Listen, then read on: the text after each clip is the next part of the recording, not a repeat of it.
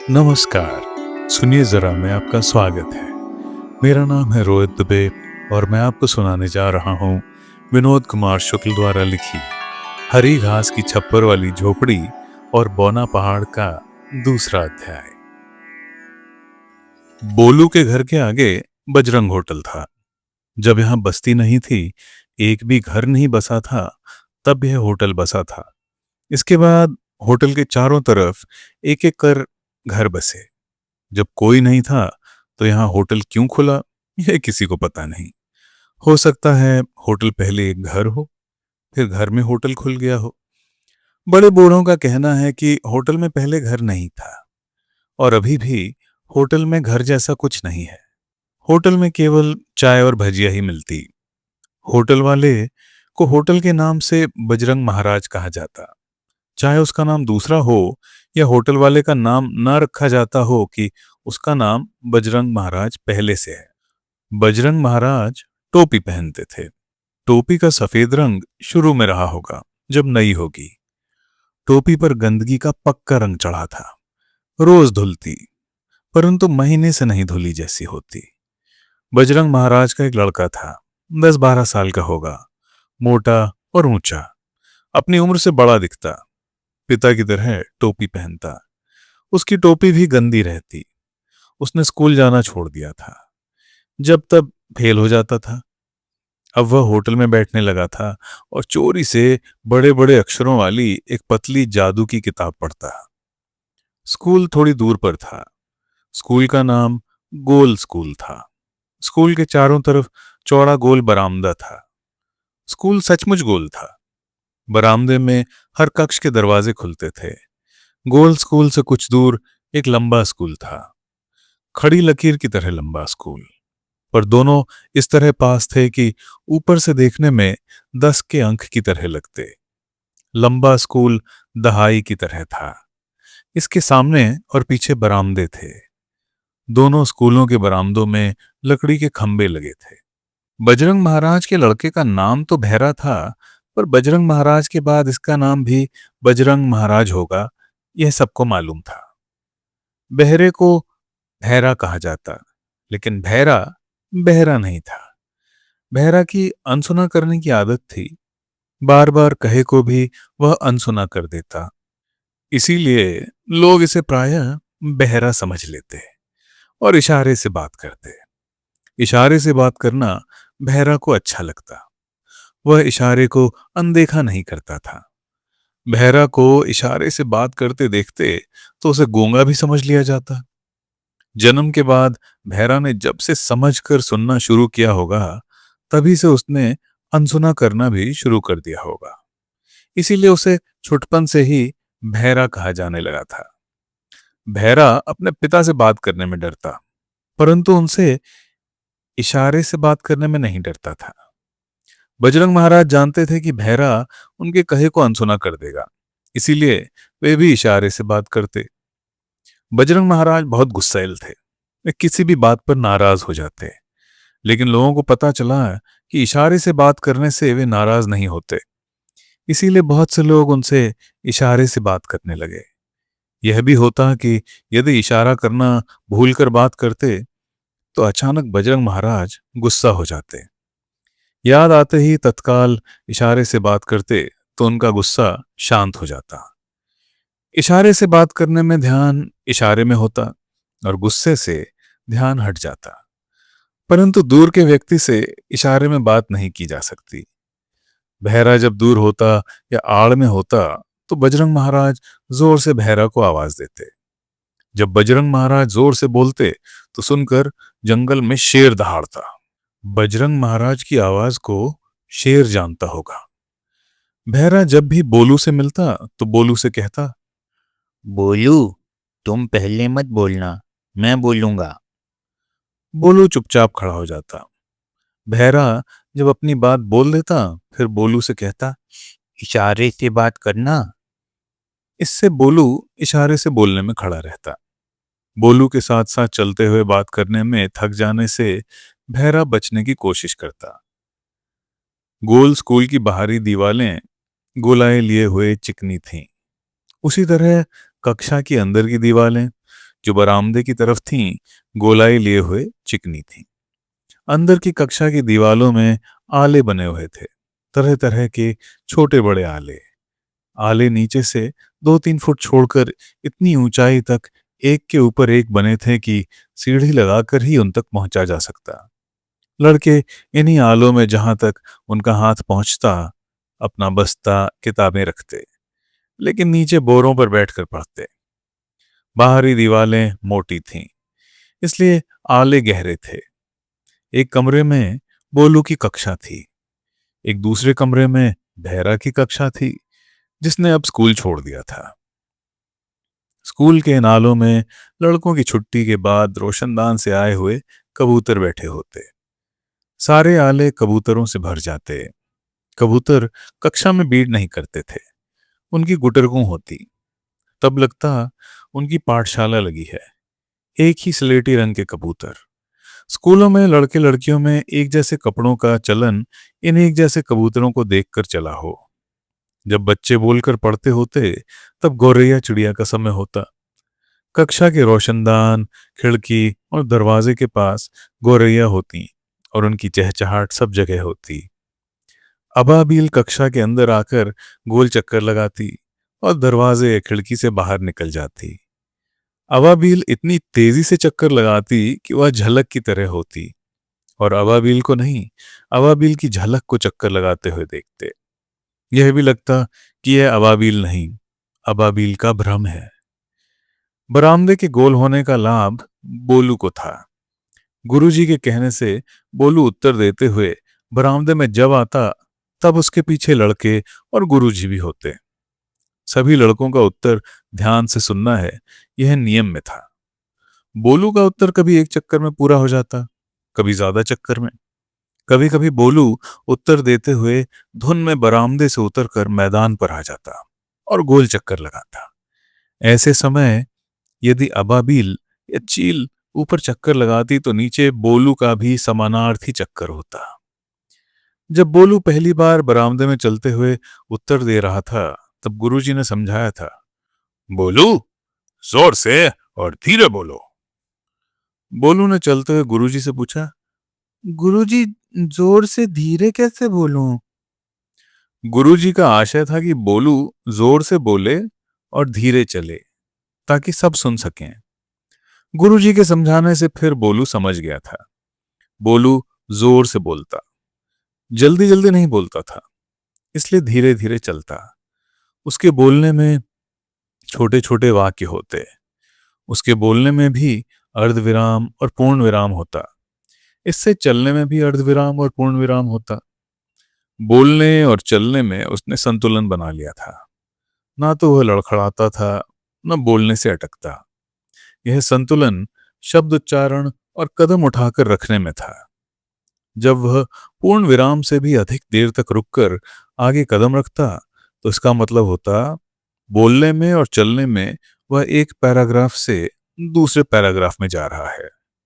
वह इतना अच्छा बोलता जैसे छपा हुआ बोल रहा हो। छपे हुए में पैराग्राफ आते ही बरामदे में भी पैराग्राफ की दूरी आ जाती, जिससे वह कदम उठाकर अधिक दूरी पर रखता। यह सब कुछ दूर से देखें तो पढ़ाई के परेड जैसा था।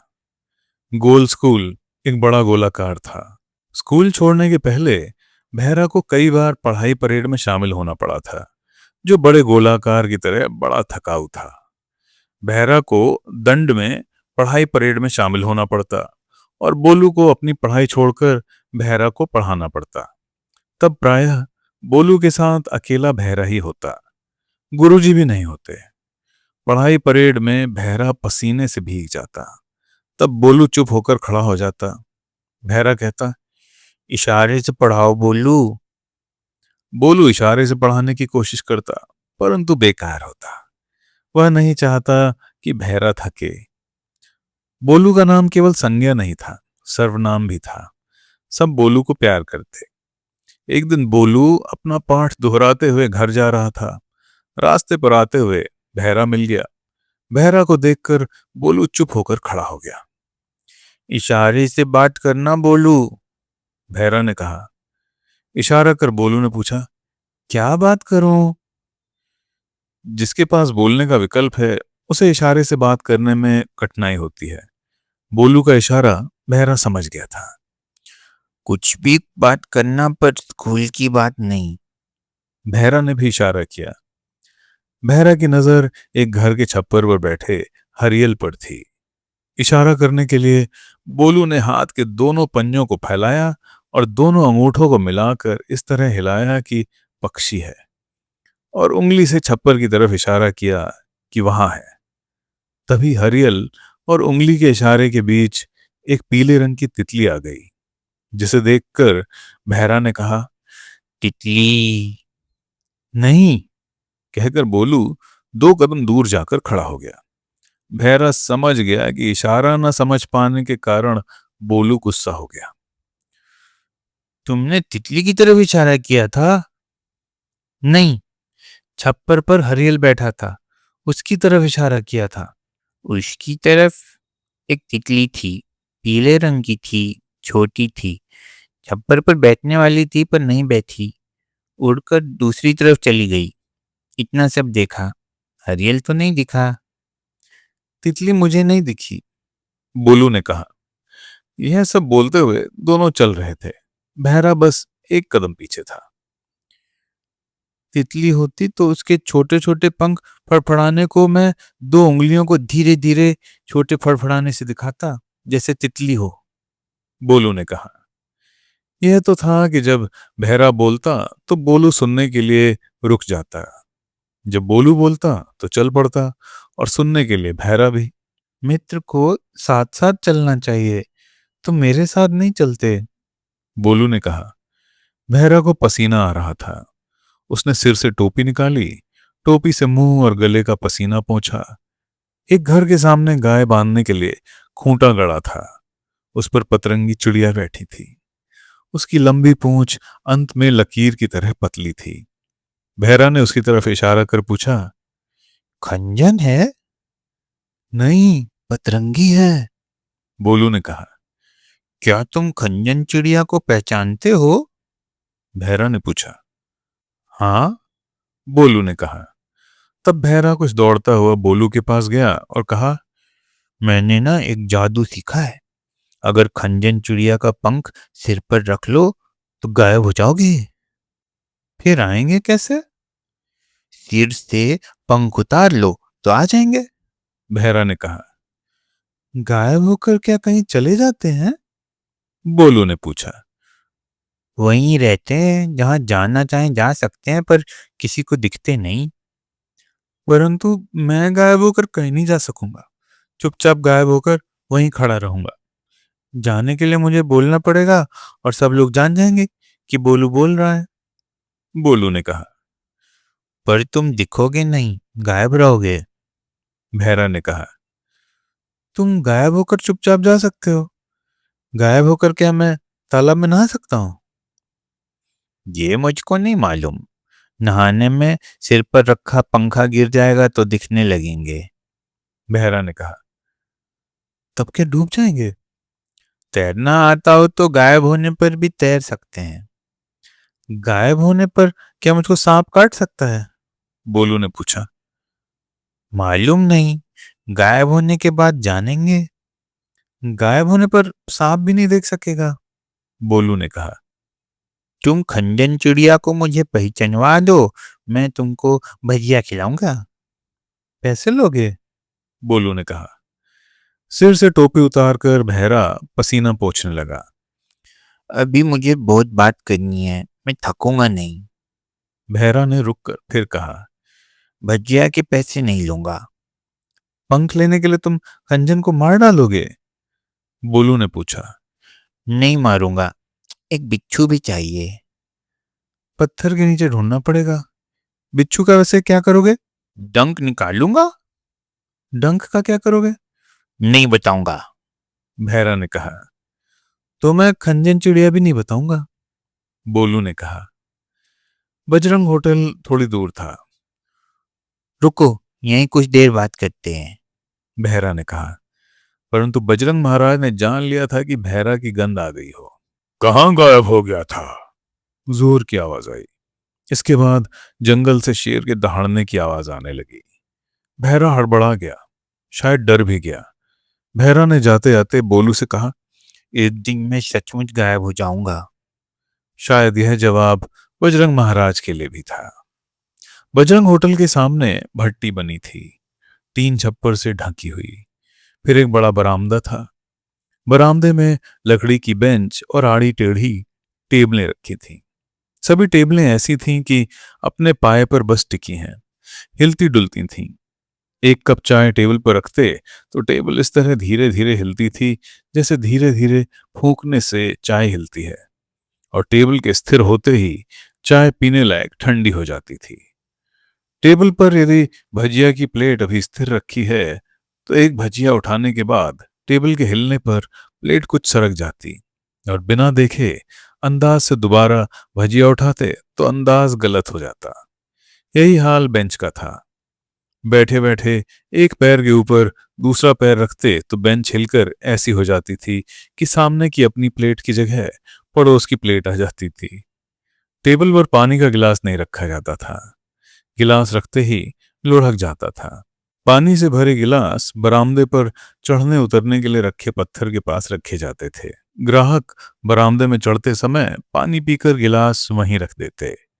बरामदे से उतरते समय भी यही होता। बजरंग महाराज ग्राहकों की हरकतों पर कड़ी नजर रखते। बरामदे के बाद एक कमरा था। बरामदे का उजाला कमरे के दरवाजे से अंदर उतना ही जाता था कि इतना ही बचा है। कमरे के अंदर प्रायः अंधेरा ही रहता, जिसमें थोड़ा सा उजाला कभी कभी मिला दिया जाता हो। शाम को कमरे के अंदर एक फीका बल्ब जलता था, जो यह देखने के लिए जलाया जाता कि अंधेरा कितना है। बरामदे में ट्यूबलाइट जब तक जलती, कमरे का बल्ब नहीं जलाया जाता। कभी ट्यूबलाइट रात भर जलती, जो तब चारों तरफ के घनघोर अंधेरे में कई दिनों से भटके हुए लोगों को सहारे की तरह दिख गए उजाले की तरह होती।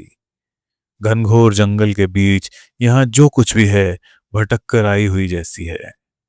बिजली भी भटक कर आई हुई जैसी, लौट जाने के लिए जब तब आती जाती हुई। होटल का पिछवाड़ा दक्षिण की तरफ था। सूर्योदय होने के बाद थोड़े समय के लिए अंदर के कमरे में भट्टी के सुलगते फैले धुएं के बीच प्रकाश की एक किरण लकीर जैसी कुछ देर के लिए ठहरी हुई दिखाई देती। यह लकीर सूर्योदय के एक इशारे की तरह होती। इस लकीर का अंत नहीं दिखता था, कम से कम बाहर से नहीं दिखता था। यह प्रकाश के अर्गनी की तरह था, अंधेरे को झकाझक धोकर टांगने की अर्गनी। सुबह हो गई, पर अगर बदली छाई हो तो कमरे में रात जैसा अंधेरा होता है। कमरे के दरवाजे के पास एक तख्त पर बजरंग महाराज मोटे तकिए के सहारे उठे पड़े रहते, धोती बंडी पहनते। अधलेटे में सिर उतना ही उठा होता जिसमें टोपी पहनी जैसी रह सके और बरामदे में नजर रखी जा सके। तख्त में कुछ बिछा नहीं होता था। तकिया में प्रायः गिलाफ नहीं रहता था। तकिए को नाखून से खरोंचा जाए तो मैल निकलने का निशान दिखाई देता। बजरंग महाराज की धोती, टोपी और भारी मोटा तकिया चिक्कड़ मैले थे। बजरंग महाराज जहां लेटते थे वह अंदर से अंदर का तिलिस्म लगता था। कमरा गुफा जैसा लगता था। लगता कि एक गुफा को कमरे की तरह शामिल कर सामने एक बरामदा बना दिया गया हो। कमरे की लंबाई चौड़ाई का अनुमान नहीं होता था। अंधेरा जहां सबसे अधिक था वहां शायद दीवाल हो, पर दीवाल दिखाई नहीं देती थी। शायद एक लंबा गहरा बोगदा हो। होटल का पिछवाड़ा एक बौने पहाड़ से सटा हुआ बना था। पीछे की तरफ बड़ी बड़ी चट्टानें थीं। दूर दूर तक चट्टानें बिखरी पड़ी थीं। पहले यह पहाड़ बौना ना रहा हो। पहाड़ से चट्टानें अलग होकर बिखर गई हों। बची हुई चट्टानों के ढेर में यह बचा पहाड़ था। इस पहाड़ में एक जगह चट्टानों के बीच एक गहरी जगह थी। उसमें चरवाहे पत्थर डालते, पत्थर के नीचे गिरने की आवाज को सुनते। पत्थर के नीचे पहुंचने की आवाज कुछ समय बाद या तो उसी दिन नहीं सुनाई देती थी, कम से कम 7 दिन बाद सुनाई देती। कम से कम इतना गहरा था। चारों तरफ के सन्नाटे में ध्यान से कान सटाकर सुनो तो लगता सिक्कों के ढेर पर पत्थर की आवाज थी। पत्थर डालने वाला कम से कम 7 दिन बाद पहुंचता था। 7 दिन बाद किसी भी समय जब वह कान लगाकर सुनता तो खन्न से आवाज आती। 7 दिन के पहले पहुंच जाए तो उसे पत्थर के नीचे गिरने की आवाज सुनाई नहीं देगी, परंतु यह भी कि पत्थर डालने के चाहे महीने भर बाद, साल भर बाद या कई सालों बाद बूढ़ा होकर पत्थर डालने वाला पहुंचता और फिर सुनता, तब पत्थर गिरने की आवाज आती। पत्थर तब तक गिरता हुआ रहता और गिरना बंद होने का इंतजार करता। जितने दिन बाद पत्थर फेंकने वाला आता, उसे उतने ही दिन की गहराई में सिक्के पर पत्थर गिरने की आवाज आती। 7 दिन की गहराई सबसे समीप की गहराई थी। पहाड़ ऊंचा नहीं था, पर बहुत गहरा था। गहराई में अंदर कूदने के लिए एक आदमी जितनी जगह थी, परंतु कोई कभी नहीं कूदा। गहराई के मुख से किसी को बाहर आते हुए नहीं देखा गया। वहां बैठ जाओ तो एक चींटी भी ऊपर आते नहीं दिखती। हो सकता है वहां से कोई ऊपर ना आ पाता हो। होटल के ठीक बाद कौन सा घर बसा होगा यह किसी को नहीं मालूम, उस घर के लोगों को भी नहीं। कौन कब आया यह सभी शायद भूल चुके हों, इस तरह टाल देते। और बजरंग होटल के ठीक बाद कौन सा घर बसा यह कोई नहीं जान पाया। हरी घास की छप्पर वाली झोपड़ी की छप्पर बरसों से हरी भरी थी, कभी सूखती नहीं थी, भरी गर्मी में भी नहीं। घास बहुत ऊंची हो गई थी। जब जोर की हवा चलती तो छप्पर की घास झुकती और आसपास की झोपड़ी को ढांप लेती। गर्मी में जब सूर्य उत्तरायण होता तो सूर्य छप्पर की हरी घास से ही निकलता। अभी हरी घास के बीच छोटे छोटे पीले फूलों के जंगली पौधे निकल आए थे। बस्ती के लोग और अधिकतर स्कूल के बच्चे आपस में बात करते कि जब कोई नहीं था तो होटल किसके लिए खुली होगी। होटल में खुलने के दिन से अब तक केवल चाय भजिया ही बनती। भट्टी में पत्थर का कोयला जलाया जाता, जिसका धुआं दूर से दिखाई देता। पास ही कोयले की खदान थी। सभी घरों में चूल्हा पत्थर के कोयले से जलता। लोग घरों के लिए कोयला खोद कर ले जाते। एक दिन भैरा ने बताया कि उसके पिता बताते थे कि उनका पहला ग्राहक एक गिलहरी थी। गिलहरी? सबको आश्चर्य हुआ। भजिया खाने आई थी? चलकर बोलू ने भैरा से पूछा। नहीं नहीं, चाय पीने। कहकर भैरा बोलू के पास गया। साथ में 2 लड़के, बीनू और प्रेमू, एक लड़की कूना भी थी। कूना सबसे छोटी थी। लड़के बोलू के साथ के थे। फिर दूसरा ग्राहक कौन था? बीनू ने पूछा, जो बोलू से कुछ दूर खड़ा था। बोलू की तरह चलकर बोलते हुए वह बोलू के पास जाकर खड़ा हो गया। दूसरा ग्राहक हाथी था। भैरा ने कहा। हाथी? कूना जोर से चीखी। हाथी की पहली तो बहुत बड़ी होगी। बोलू चलकर कूना के पास जाकर खड़ा हो गया। बोलू को पास आया देखकर कूना ने बोलू का हाथ पकड़ा और कहा, बोलू, तू बोलना मत, नहीं तो मेरे पास से चला जाएगा। नहीं बोलूंगा, बोलकर भी बोलू प्रेम के पास चला गया। तब कूना बोलू के पास जाकर फिर से खड़ी हो गई। हाथी की प्याली बाल्टी के बराबर होगी? प्रेमू ने पूछा। वही छोटी प्याली, प्याली भरकर भी नहीं। पिताजी कहते हैं प्याली भरा मत करो, तश्तरी में चाय गिरनी नहीं चाहिए। भैरा ने कहा। शेर नहीं आता चाय पीने? कूना ने बोलू का हाथ पकड़े पकड़े पूछा। शेर नहीं आता, शेर से हाथी भी डरता है। शेर क्यों आएगा? मेरे पिता केटली में 3-4 कप चाय लेकर शेर को देने जाते हैं। शेर अपनी गुफा में चाय पीता है। जब पिता लौटकर आते तो बहुत खुश रहते, जाते समय उतने खुश नहीं रहते। भैरा बोलू की तरह बोलते हुए चल रहा था। भैरा को सुनते हुए सब उसके साथ चल रहे थे। कूना भी बोलू का हाथ छोड़कर चल पड़ी थी। बोलू चुपचाप खड़ा रह गया था। शेर से जान बच गई, इसीलिए खुश होते होंगे। बोलू ने भैरा के पास जाते हुए कहा। कूना ने प्रेमू को हटाकर बोलू के पास खड़े होने के लिए जगह बनाई और कहा, सच बात है, तुम चाय पीते हो? बीनू ने भैरा से पूछा। पिताजी मना करते हैं। दूध के लिए होटल में कितनी गाय है?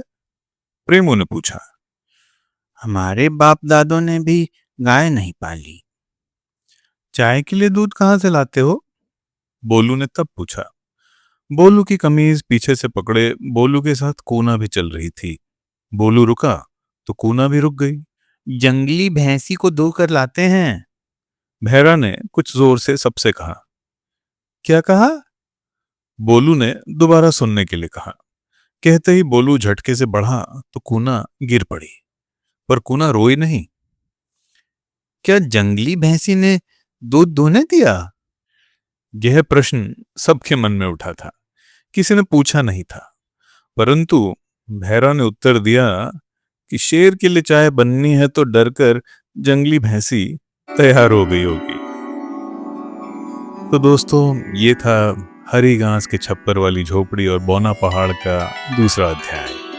अगले अध्याय हम जल्द ही लाएंगे। लाइक, सब्सक्राइब और शेयर करना मत भूलिएगा। धन्यवाद।